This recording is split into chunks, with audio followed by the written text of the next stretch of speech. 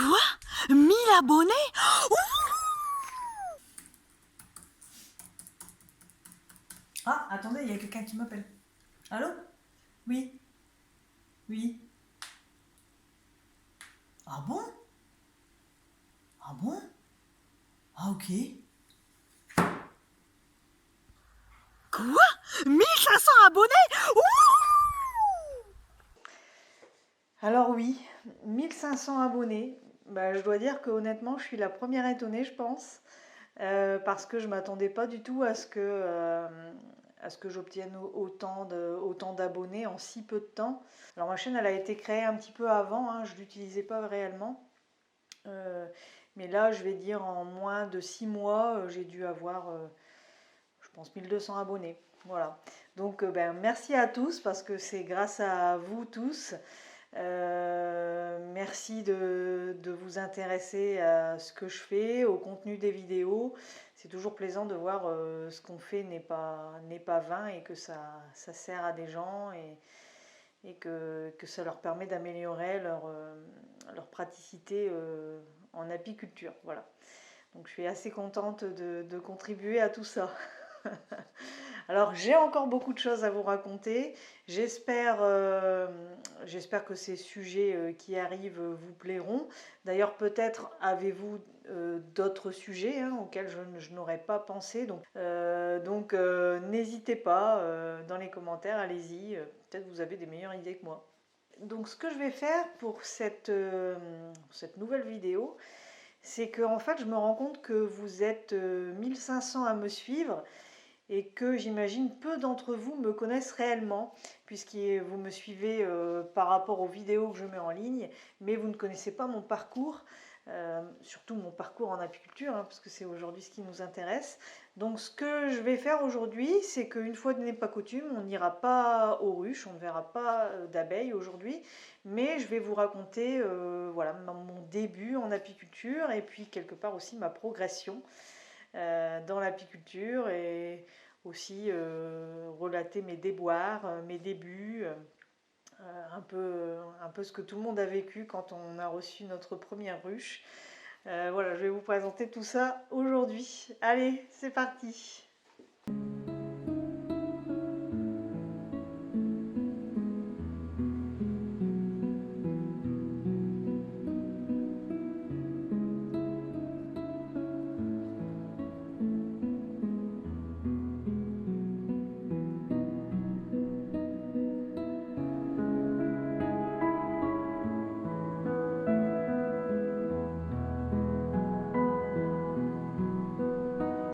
Alors, je vous explique donc comment j'ai débuté l'apiculture. Donc, personne dans ma famille n'était apiculteur, ni agriculteur d'ailleurs.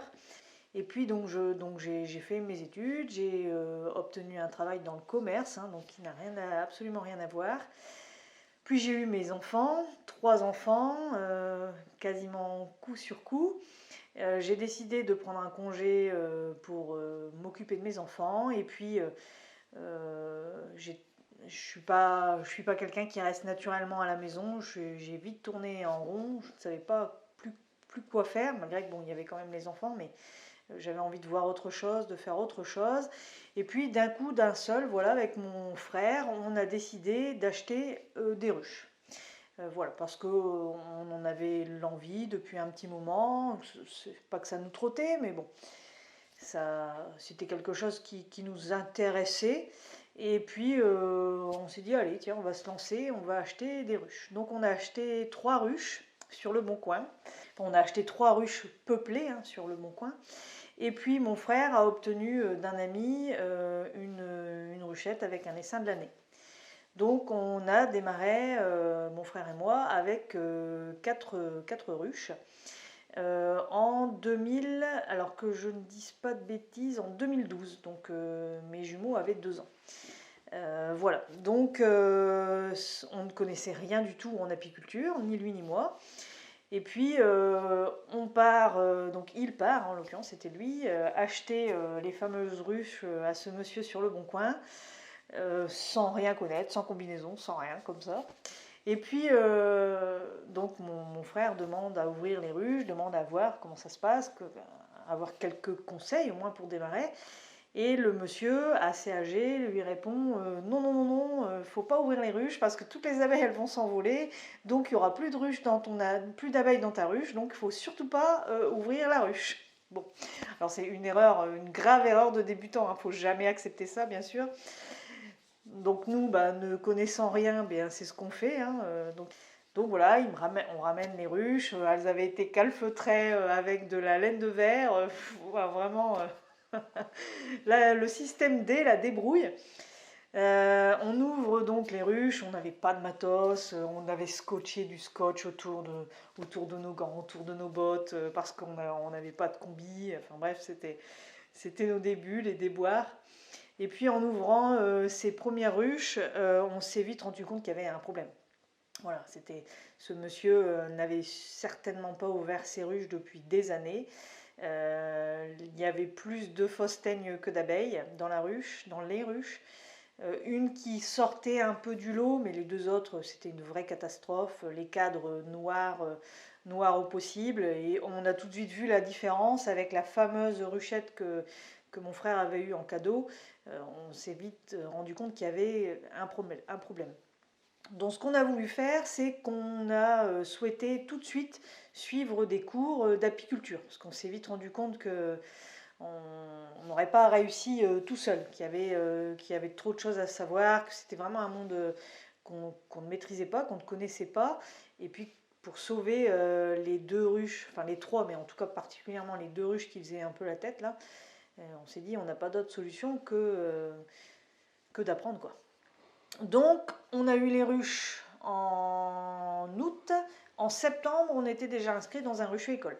On a eu de la chance, il y avait de la place, donc un rucher école en Belgique à Tournai. Alors ce rucher école, c'était donc les cours étaient un samedi sur 2 l'après-midi pendant 2 ans. Donc ça nous a permis d'apprendre plein de choses. Enfin, on a découvert notre reine, on a trouvé notre reine dans nos ruches. Je me souviens, c'était la folie totale. On était super contents et tout parce qu'on l'avait cherché pendant longtemps, je me souviens. Et puis voilà. Et en fait, on s'est vite pris au jeu, je dois dire. C'est vite quelque chose qui nous avait plu.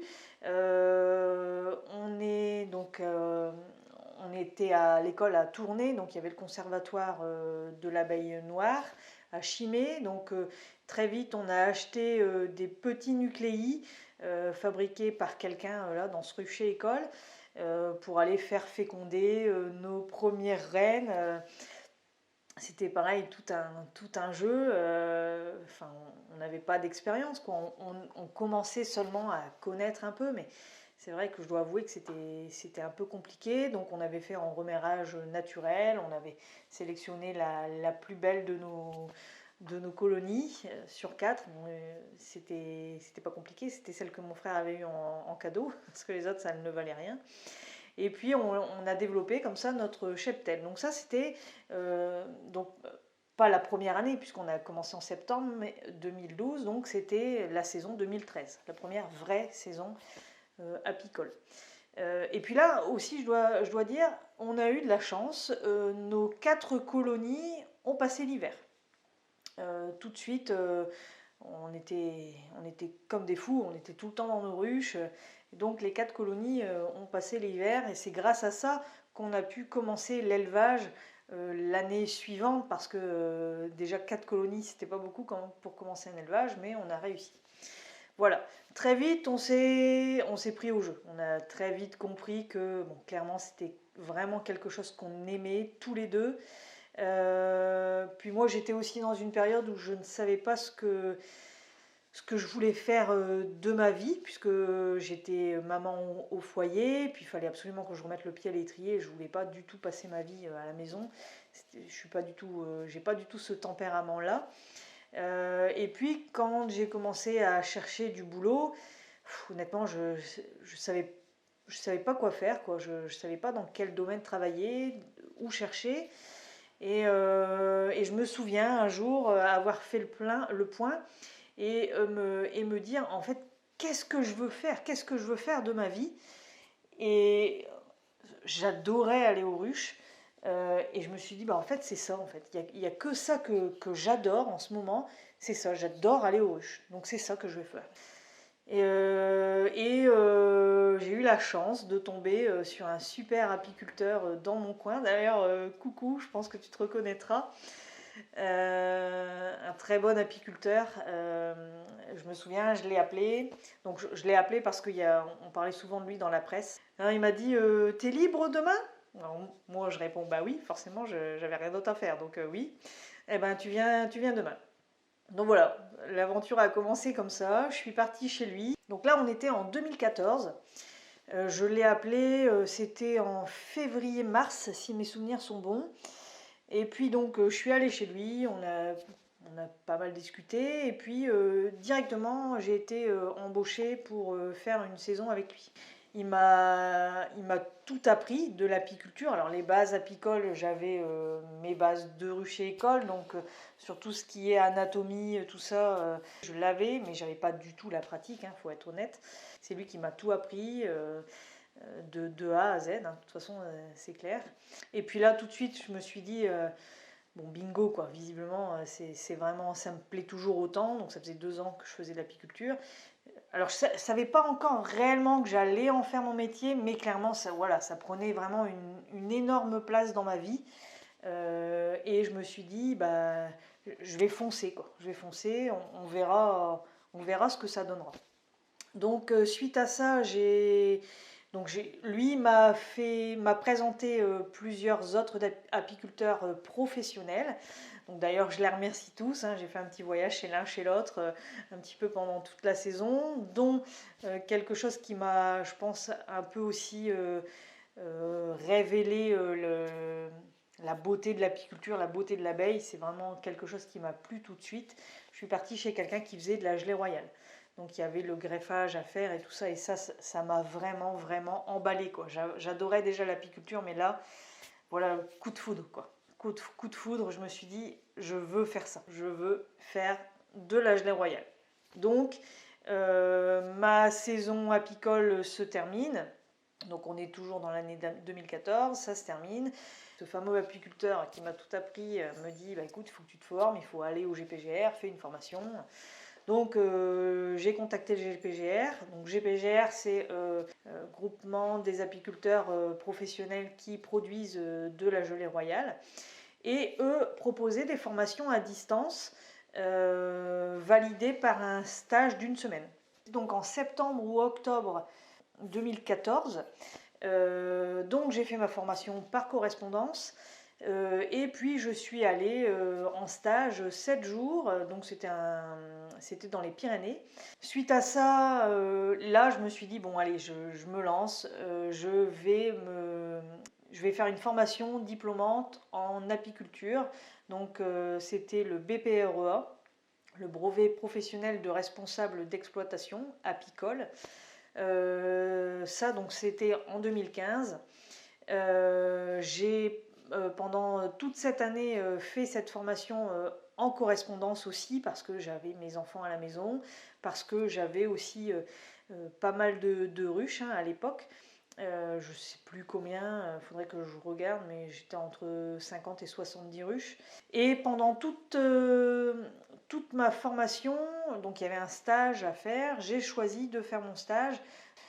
Donc c'était 2 jours par semaine pendant toute la saison apicole. Ça m'a vraiment permis de voir toutes les étapes de l'apiculture. C'était chez cet apiculteur donc, qui produit de la gelée royale, qui est membre du GPGR. Et eux, c'est pareil, je vous remercie tous les deux de m'avoir accueilli à bras ouverts à chaque fois que je venais. Vous m'avez appris, c'est pareil, plein de choses. C'est aussi, je pense, ça qui m'a fait grandement mûrir, grandement avancer dans le projet. Et donc je suis sortie de là donc en me disant voilà, je m'installe, mon objectif c'est m'installer et produire de la gelée royale. Voilà, c'était clair dans ma tête. Donc j'ai obtenu mon BPREA. J'ai commencé donc je produisais toujours du miel et puis j'ai commencé à produire de la gelée royale. Alors là, ça a été un peu la déception parce que alors la gelée royale c'est vraiment quelque chose que j'aime bien faire. Par contre, j'avais déjà beaucoup de difficultés à comment dire, à tenir mon calendrier. Parce que la gelée royale, c'est vraiment presque à l'heure près. J'arrivais pas en fait avec les enfants, avec la vie de famille, à être à l'heure dite aux ruches. J'arrivais toujours en retard.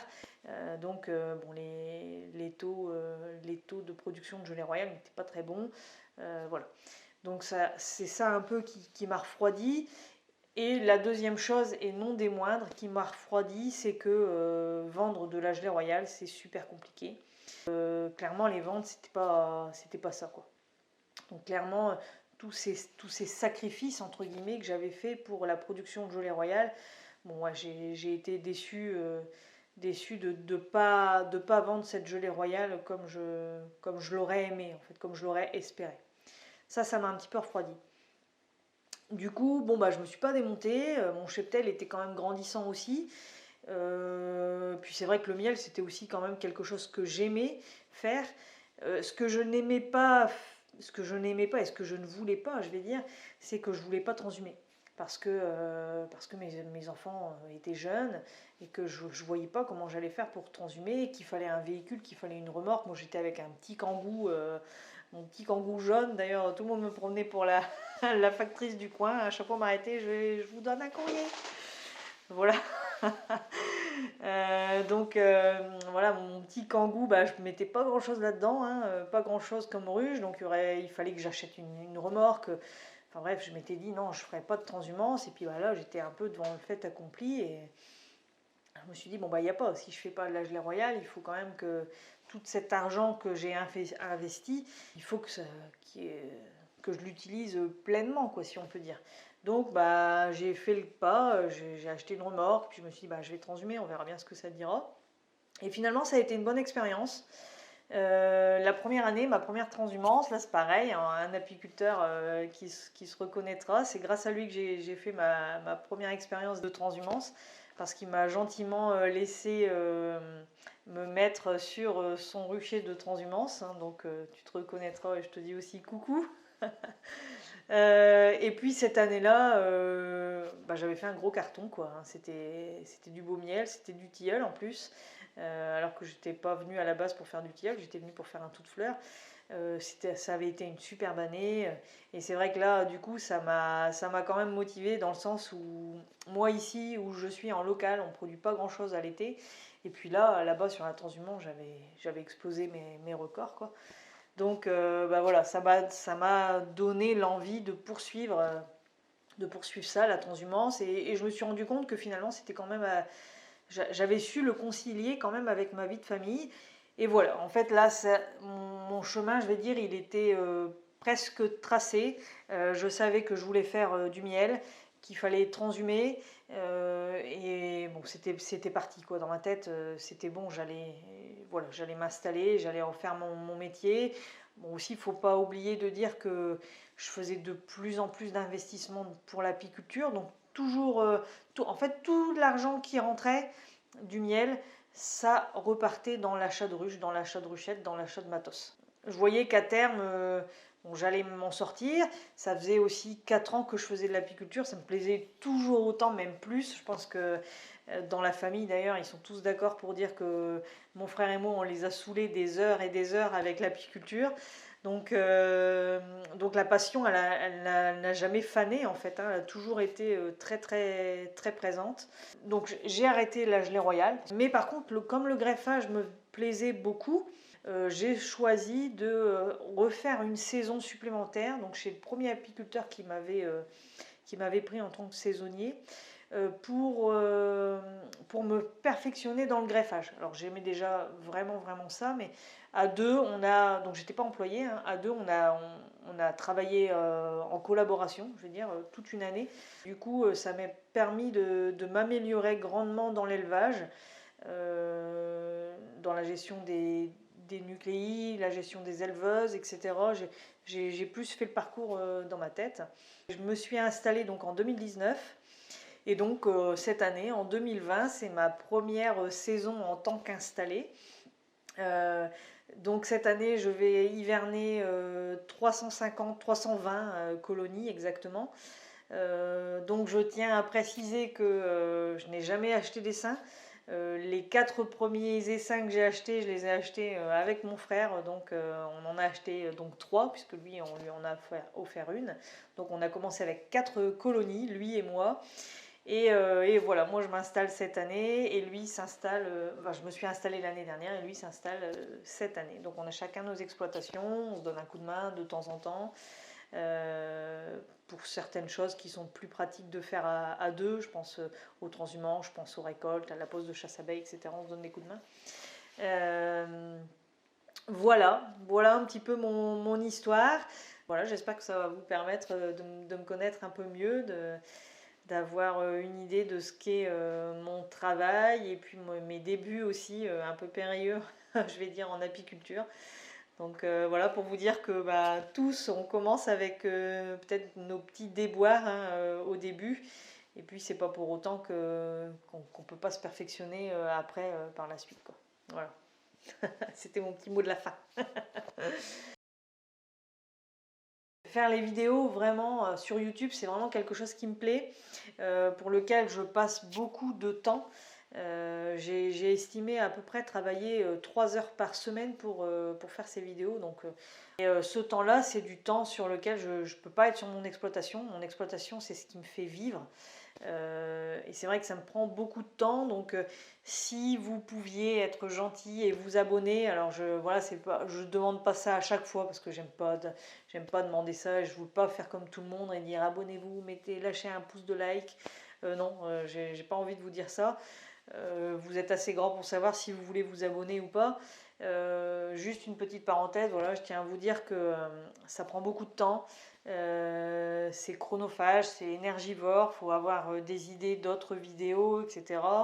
Donc si vous pouviez vous abonner, hein, nous, youtubeurs, je me considère pas comme une youtubeuse, mais bon quand même, les youtubeurs en fait ils sont payés aux abonnements et au nombre de vues bien sûr, mais surtout avec les abonnements, les pouces et les commentaires en dessous de la vidéo.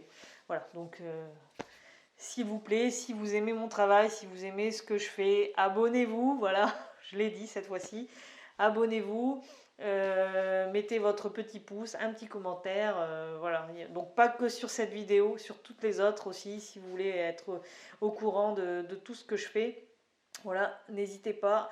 J'essaye de sortir une vidéo par semaine, je ne sais pas si je vais tenir le rythme tout le temps.